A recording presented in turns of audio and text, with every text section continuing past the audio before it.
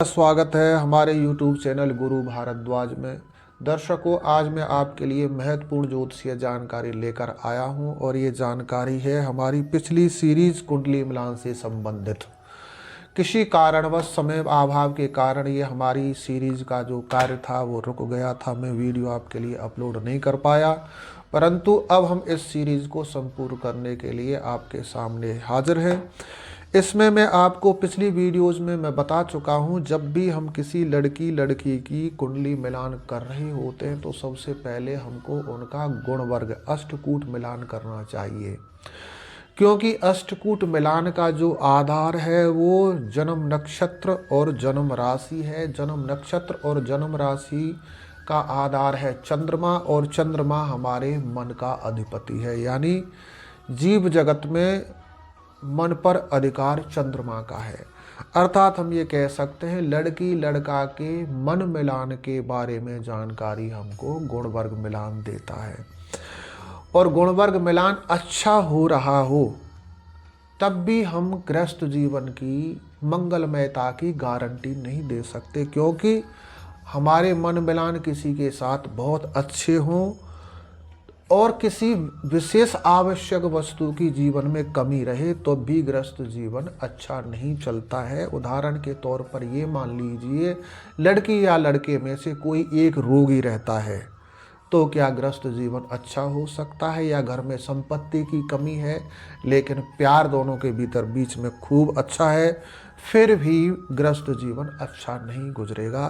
तो इस करके एक समझदार ज्योतिषी को गुण वर्ग मिलान करने के बाद लड़की लड़के के कुंडली के गुण और दोषों को भी बड़ी बारीकी से देख लेना चाहिए, तभी एक ज्योतिषी को प्रसिद्धि और प्रशंसा मिलती होती है।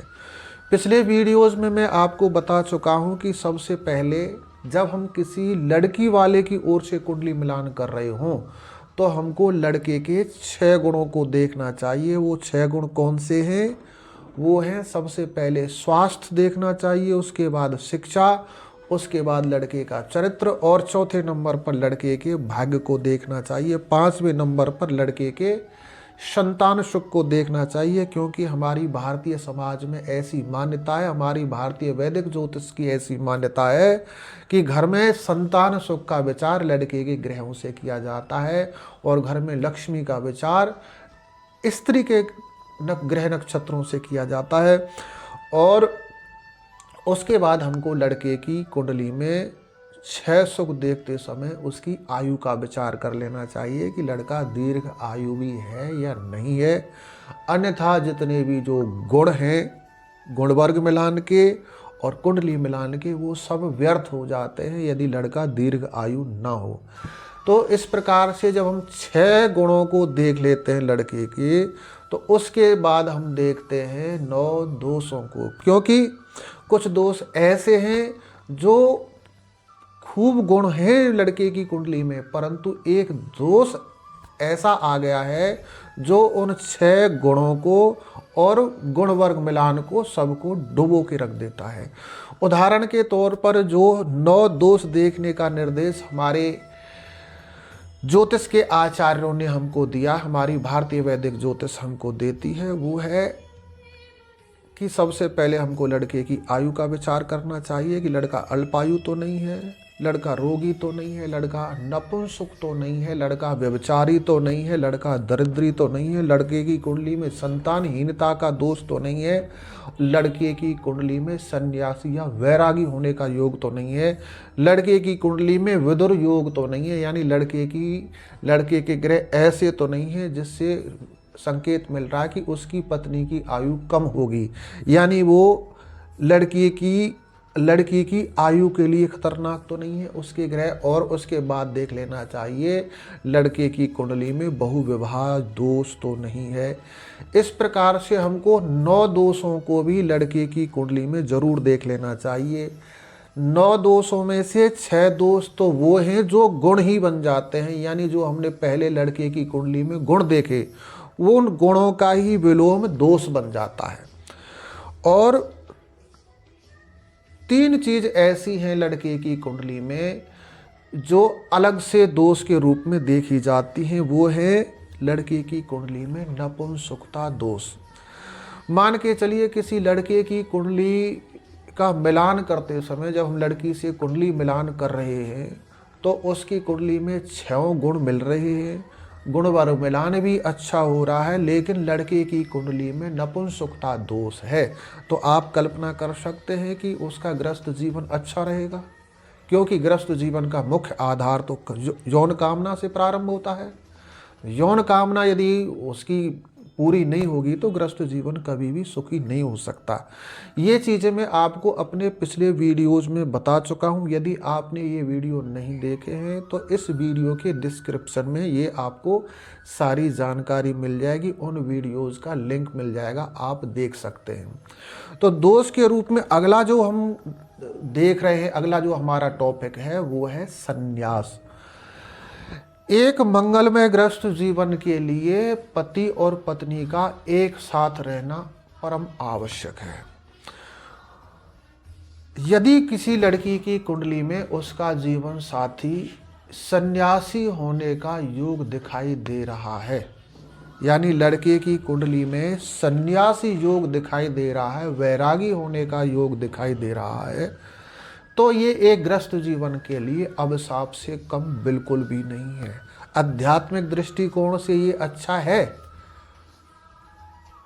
और इसके लिए बड़े बड़े महापुरुष हैं, बड़े बड़े विभूतियां हैं, उन्होंने संसार का परित्याग कर दिया, गृहस्थ जीवन का परित्याग कर दिया, राज सुख को छोड़ दिया है। लेकिन एक गृहस्थी के दृष्टिकोण से, गृहस्थ एक सांसारिक दृष्टिकोण से संन्यास एक दोष बन जाता है, यानी गृहस्थ जीवन तबाह हो जाता है। इस लड़की की कुंडली, लड़के की जीवन से, इस स्त्री के जीवन से उसका जीवन साथी निकल के सन्यासी हो जाए, उसका जीवन तो बड़ी मुश्किल में चला ही जाता है। तो इस सन्यासी या वैरागी होने के योग को हम कुंडली में कैसे देखेंगे?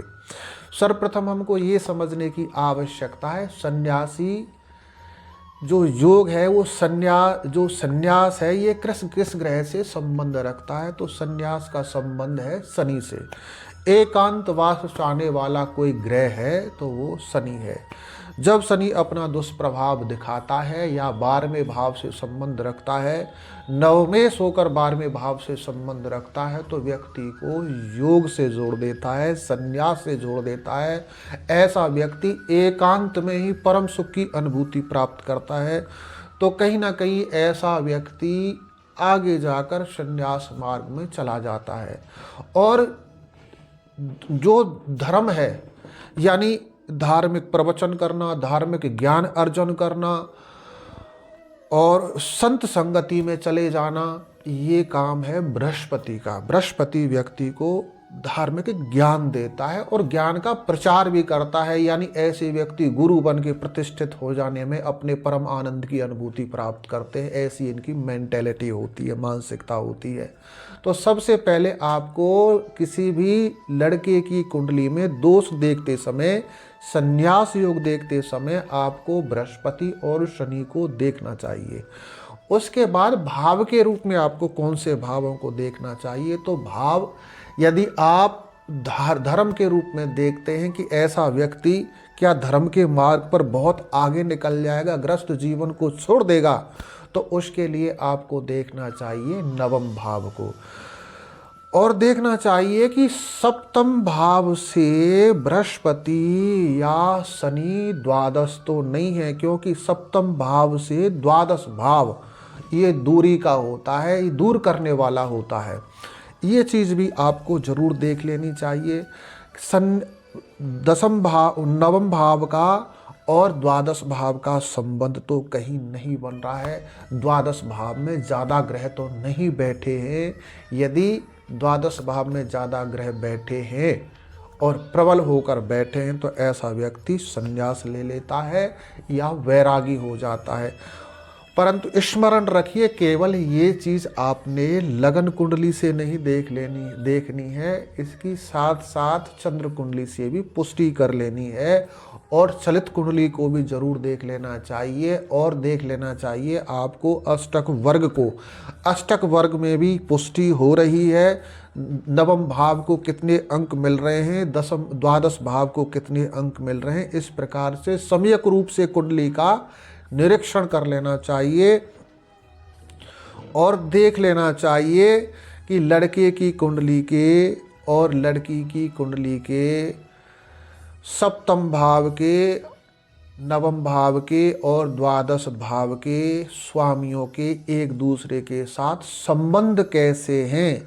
मित्रता वाले संबंध हैं, शत्रुता वाले संबंध हैं, अति शत्रुता वाले संबंध हैं। इस प्रकार से जो पंचधाम मैत्री के जो संबंध होते हैं ग्रहों के, वो भी अच्छी तरीके से देख लेने चाहिए। यदि आपको उसमें संन्यास योग या वैरागी होने का दोष दिखाई देता है तो आप किसी भी प्रकार से उस कुंडली के मिलान को रिजेक्ट कर सकते हैं, स्पष्ट रूप से या अस्पष्ट रूप से लड़की के माँ बाप को इशारा कर देना चाहिए। ऐसा करने से आपके जो एस्ट्रोलॉजिक लाइफ में आपको प्रसिद्धि मिलेगी, आपको यश मिलेगा। तो दोस्तों, यदि आप हमसे अपनी कुंडली मिलान कराने का विचार बनाते हैं तो हमारे दिए हुए नंबर पर हमसे संपर्क कर सकते हैं। और यदि आप एक प्रोफेशनल एस्ट्रोलॉजर हैं और बिगनर हैं और आपका ये कुंडली मिलान का कंसेप्ट क्लियर नहीं है तो आगे भी हम इससे संबंधित वीडियो बनाने वाले हैं और आपके लिए बहुत सारी ज्योतिषीय जानकारी लेकर आते रहेंगे। यदि अभी तक भी आपने हमारे इस चैनल को सब्सक्राइब नहीं किया है तो इसको सब्सक्राइब ज़रूर कर लें। और यदि आपको ये वीडियो अच्छा लगता है तो आगे ज़रूरतमंद व्यक्ति को ये वीडियो ज़रूर शेयर कर दें। आपने वीडियो को अंत तक देखा, आपका इसके लिए बहुत बहुत धन्यवाद। जय श्री कृष्ण।